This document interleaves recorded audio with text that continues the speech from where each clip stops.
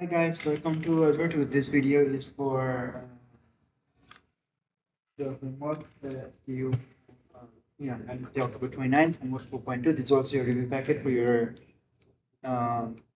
quiz on Unit 4. So let's start. Okay.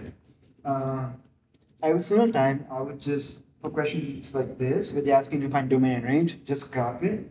So if I were to graph this, all I would do is go to y equals and type in the equation. You have x plus 2 squared. Now, I graphed it. Now, my window is in dash, so you switch the window for a second. Now, this is my graph. I see it's a 1, so it's a negative 2, comma 0. So when I graph it, negative 2, comma 0, that's my graph. Now, this one fails the horizontal line test. It fails.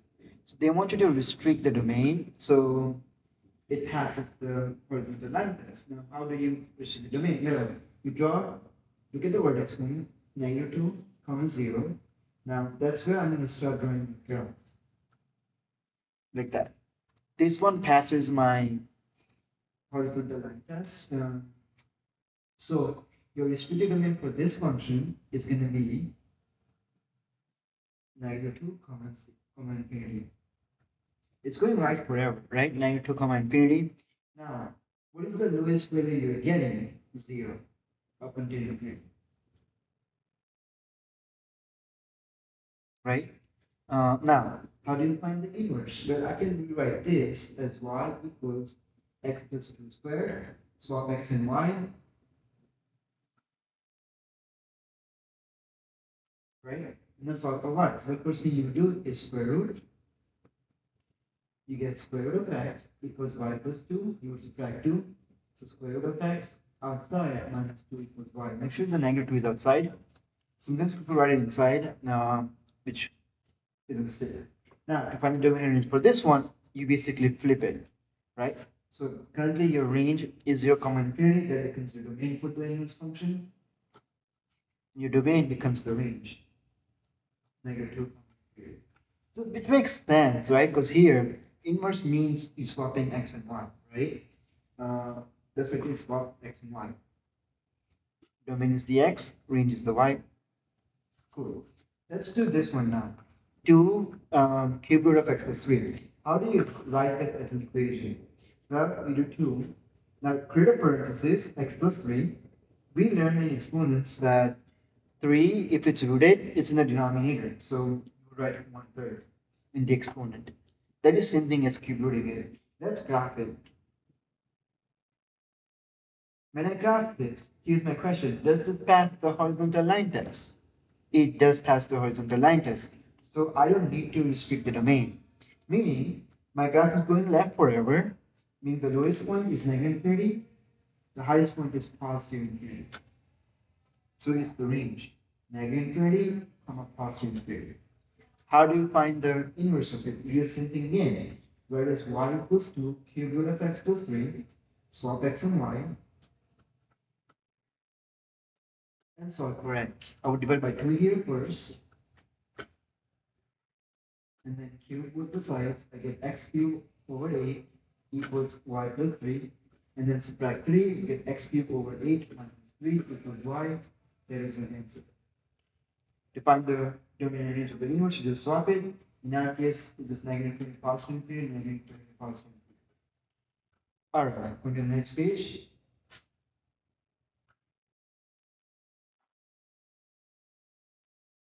Yes, to find the inverse again, your equation is y equals square root of 3x minus 9. You swap x and y, so equation becomes x equals square root of 3y minus 9. Square both the sides, we get x squared equals 3y minus 9. Add 9 equals 3y divided by 3 equals y, so there is an answer. So use inverse operations whenever you do that. What about this one? F of g of x. Well, all you do here is whatever is inside, you replace it. Now, What do I mean by that? So g of x is this function right here, square root of x minus 11. I'm going to replace this, and I'm going to put this wherever I see x inside here. I see an x right there. So I can replace this for x. So this looks like 2. X becomes square root of x minus 11, and then minus 9. There is an answer. This one, they asked me to plug in 20 inside g. 20 minus 11 is 9. Square root of 9 is 3. 3 times 2 is 6. 6 minus 9 is negative 3. There is an answer. Which function is not one-to-one on its domain? Well, graph it. So the first equation is 2x squared minus 2x plus 4. Graph it. Okay, I'm going to make my window better. Then just put it negative 0 and 10.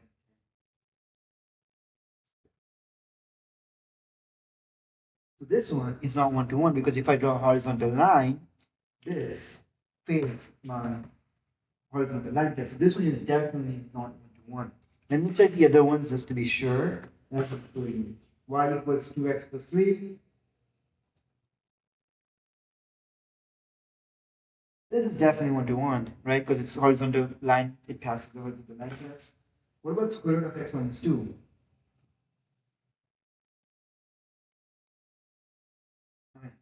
I don't think it's minus 2. It's 2. 2 is on the outside.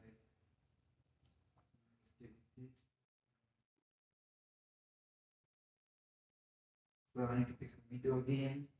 Then we're going to put my lowest point to be negative 10 and positive. This one also passes the horizontal line test since it's starting here, so it's looking something like this. It also passes the horizontal line test, so it is also one-to-one. X cubed, if I graph it, it is also one-to-one. So every single time, just graph it. It must pass the horizontal line test. Horizontal, see, I know it says here, but it's looking like this. It is increasing smoothly. Okay.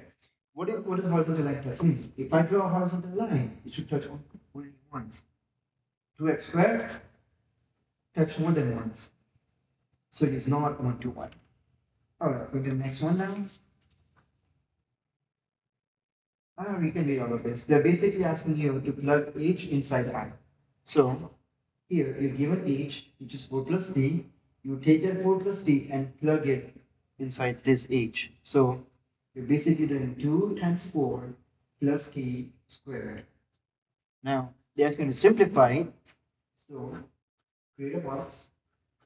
4 plus d, 4 plus d. 4 times 4 is 16. 4 times t is 40, and t times t is t squared. So you get t squared plus 8t plus 16. Distribute the 2, you get 2t squared plus 16t plus 32. So that's 8. With the next one, to find the domain range of the inverse function, they're asking you to find the domain range of the inverse function. And they're giving you f of x. This is f of x, not the inverse of it. So how do you do it? So you first find the domain range of this function. The domain is the x value. It is a starting point, which is 3. It's going forever, right? So it's infinity. Range is starting at 2 and going to infinity forever. So for the inverse one, the range becomes the domain, and the domain becomes the range. So the domain is whatever the range is, 2, infinity. And the range is whatever the domain was, 3, infinity. Right? All right, go to the next page now. You can read all of that. They're asking you what would the total bill be if they're getting 24 cupcakes? Well, this is the cost of 24 cupcakes before taxes. This is after the taxes. So you must figure out what is the cost before taxes. So it's 2.5 times 24 plus 15. When I do that in my calculator, 2.5 times 24 plus 15, that's $75. I will take that $75 and plug it here. So 1.08 times 75 after tax should be 81, but just making sure it is 81. So that is how much you will pay if you, including taxes, if you do 24 cupcakes. That's your final bill. Now, next one, select all the factors of g of x if g of x equals that. Just plug it in. Plug in x for 2, x for 4, x for -3, x for -1, 1, and 3. Whatever the number is inside it, you plug in the opposite one. If it equals 0, it is a factor. If it does not equal 0, it is not a factor. Okay, you got this. For 100.